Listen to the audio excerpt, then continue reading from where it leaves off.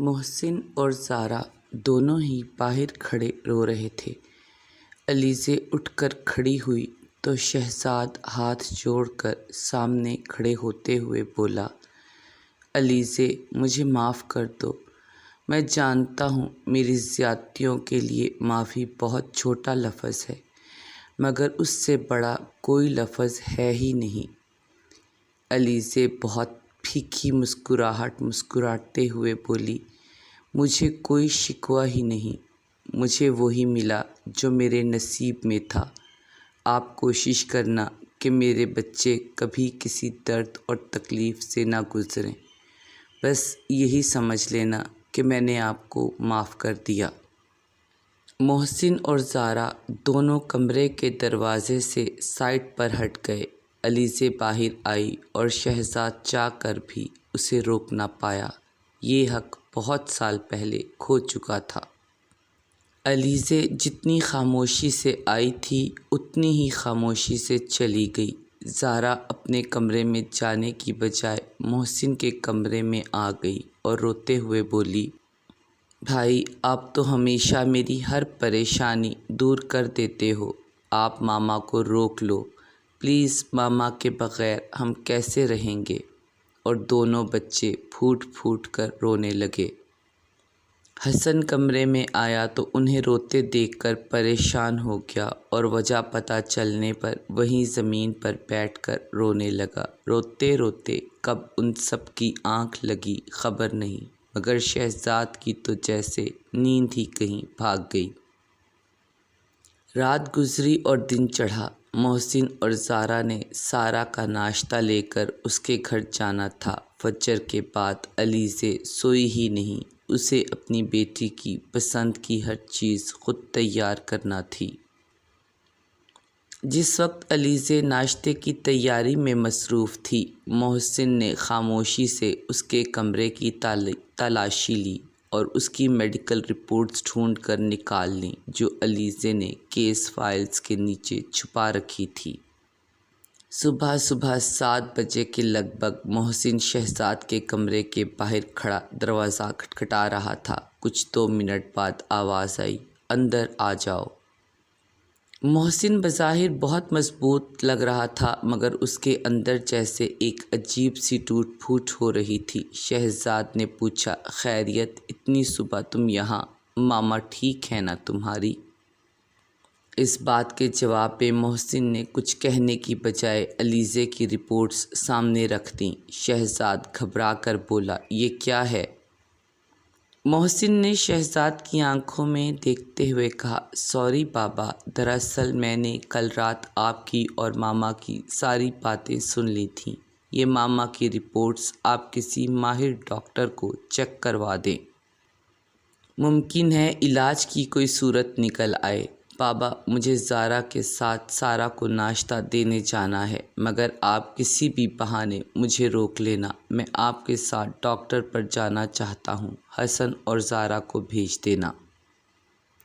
شہزاد اپنے بیٹے کو دیکھ کر پریشان ہو گیا کہ اس نے خود پر کیسا بہادری کا خول چڑھا رکھا ہے۔ علیزے نے محسن اور زارا کو بلایا کہ سارا کے گھر ناشتہ لے جائیں، تو پتہ چلا محسن تو کسی بہت ضروری کام کے لیے شہزاد کے ساتھ کہیں جا رہا ہے۔ علیزے نے حسن اور زارا کو بھیج دیا۔ سارا اپنے بہن بھائیوں کو دیکھ کر بہت خوش ہوئی۔ دوسری طرف محسن شہزاد کے ساتھ شہر کے مشہور ترین کینسر ہاسپٹل کے سب سے قابل ڈاکٹر مشتاق کھوکھر کے پاس پہنچ گئے۔ رپورٹ کو اچھی طرح دیکھ کر ڈاکٹر نے بتایا، کینسر واقعی ہی آخری سٹیج پر ہے اور وقت کتنا ہے نہیں کہا جا سکتا، کوئی بھی لمحہ آخری ہو سکتا ہے۔ محسن جو اب تک ضبط کیے بیٹھا تھا، باپ کے سینے سے لگ کر پاگلوں کی طرح رونے لگا۔ گھر پہنچنے میں انہیں کافی وقت لگ گیا۔ گھر پہنچے تو دوپہر کے 2:30 بج رہے تھے۔ پتہ چلا کہ علیزے تھک گئی تھی تو آرام کی غرض سے اپنے کمرے میں گئی ہے۔ زارا اور حسن پہلے ہی اس کے پاس موجود تھے۔ محسن بھی اسی کمرے میں چلا گیا۔ علیزے محسن کو دیکھ کر پریشان ہو گئی۔ رہا تھا کہ بہت رو کر آیا ہے۔ علیزے نے محسن سے پوچھا، تم تو اپنے بابا کے ساتھ کہیں گئے تھے، یہ اتنے تھکے ہوئے اور روئے ہوئے کیوں لگ رہے ہو؟ محسن نے رپورٹ علیزے کے سامنے رکھ دی اور خود وہیں زمین پر گر گیا۔ علیزے کچھ بول ہی نہ سکی، ایک گہری خاموشی چھا گئی کمرے میں۔ تینوں بچے علیزے سے لپٹ کر رونے لگے۔ علیزے، جس نے آج تک ہمیشہ کوشش کی کہ اس کے بچوں کی آنکھ میں کوئی آنسو نہ آئے، آج اس کے بچے اسی کے وجہ سے اسی کے سامنے رو رہے تھے۔ اسے اپنی بے بسی پر بہت غصہ آ رہا تھا۔ تینوں ہی علیزے کے کمرے میں روتے روتے سو گئے۔ شام کے 5 بج رہے تھے۔ علیزے نے انہیں اٹھایا کہ تیار ہو جاؤ، ولیمے پر جانا ہے۔ لیٹ مت ہونا کہ بہن منتظر ہوگی۔ دل نہ چاہتے ہوئے بھی تینوں تیار ہونے چلے گئے۔ علیزے بھی اٹھی کہ تیار ہو جائے۔ سفید اور میرون ساڑی جس پر بہت نفاست سے کاپر کلر کا کام ہوا تھا، ساتھ میں کاپر رنگ کی بہت نفیس جولری پہن کر علیزے بہت ہی نفاست سے تیار ہوئی۔ اندر سے ٹوٹے پھوٹے سب بظاہر بہت مطمئن اور خوش نظر آ رہے تھے۔ شہزاد اسے دیکھ کر سوچ رہا تھا کہ کیسے اس نے علیزے جیسی خوبصورت اور خوبصیرت لڑکی کو اتنا درد دیا تھا۔ ولیمے کی رسم بھی بہت خوش اسلوبی سے انجام کو پہنچی۔ ولیمے سے واپسی پر سارا اور اس کے شوہر شافیہ شیرازی کو ڈوگر فیملی کے ساتھ گھر آنا تھا، مگر شافیہ نے منع کر دیا کہ سارا اکیلی جائے اپنے گھر والوں کے ساتھ۔ اس کا خیال تھا کہ وہ ساتھ آیا تو سارا کو اپنی فیملی کے ساتھ وقت گزارنے کا صحیح موقع نہیں ملے گا۔ اس وجہ سے اس نے کہا کہ سارا کو 2 دن بعد لینے آئے گا اور تب رکے گا کچھ دیر۔ بظاہر خوش نظر آنے والے سب اندر سے بہت اداس تھے۔ سارا نہیں سمجھ پا رہی تھی کہ ایسا کیا ہوا کہ ایک رات میں سب بجھے بجھے سے ہیں۔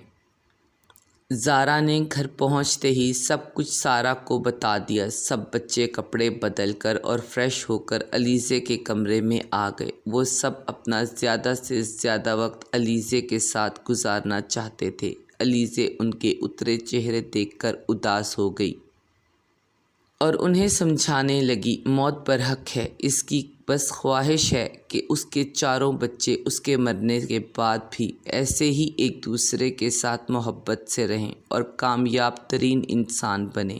ایسا نہ ہو کہ اس کے مرنے کا روگ پال لیں اور زندگی انہیں روندتی ہوئی آگے نکل جائے۔ 4 بچے وہیں علیزے کے کمرے میں باتیں کرتے کرتے سو گئے۔ علیزے اٹھی، 2 رکعت نماز نفل پڑھی اور اللہ تعالیٰ سے فریاد مدد اور دعا مانگنے لگی کہ اللہ سبحانہ و تعالیٰ اس کے بعد اس کے 4 بچوں کی حفاظت کرنا، آمین ثم آمین۔